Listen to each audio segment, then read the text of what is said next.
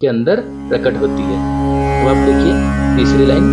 अभव्यानामस्मिन् वरदरमणीयामरमणिं विहन्तुं व्याक्रोशिं विदधत इहैके जडधिया। अभव्या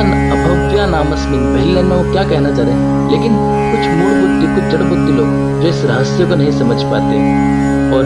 हे भरत, इस रमणीय और दिव्य सत्ता को अनुचित बताकर उसकी निंदा करने लगते हैं। वे आपके इस सुंदर कल्याणकारी स्वरूप को अपवित्र बताकर उसकी महिमा को नष्ट करने का प्रयास करते हैं, जो उन मूर्खों की अविवेक पूर्ण आलोचना है। मित्रों, होता है ना,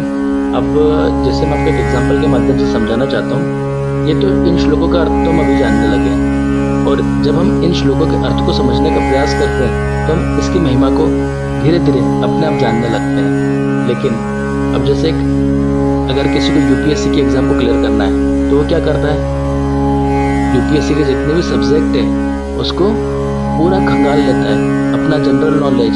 अपना जो स्टडी है उसको इतना स्ट्रॉन्ग कर देता है कि भले ही उसका सिलेक्शन हो नहीं हो सेकेंडरी है, लेकिन उसकी पढ़ाई इतनी स्ट्रॉन्ग हो जाती है। लेकिन कई लोग ऐसे भी होते हैं जो उन लोगों की अवहेलना करने लग जाते हैं कि भाई क्या यूपीएससी की एग्जाम क्लियर करने के लिए लगा हुआ है, ये कोई होती है कितनी डिफिकल्ट एग्जाम है, ये वो करके कुछ ना कुछ बोलेंगे, क्योंकि उन्होंने कभी उस किताब को उठा करके पढ़ने का प्रयास ही नहीं किया है। तो वैसे ही इसके अंदर होता है कि जब हम अध्यात्म की बात करते हैं, जब हम इस तरह के श्लोकों की बात करते हैं, तो जिन लोगों ने कभी इन श्लोकों को पढ़ने का प्रयास ही नहीं किया है, इन श्लोकों को जानने का, इन श्लोकों के पीछे छुपे हुए गूढ़ रहस्य को समझने का प्रयास ही नहीं किया है, तो वो लोग क्या करते हैं, अवहेलना करने लग जाते हैं कि हाँ कुछ भी नहीं है इन मंत्रों के अंदर, कुछ भी नहीं इन स्तोत्रों के अंदर। तो पुष्पदंत जी इस श्लोक के माध्यम से उसी भाव को प्रकट कर रहे हैं कि हे महादेव, हे भोलेनाथ,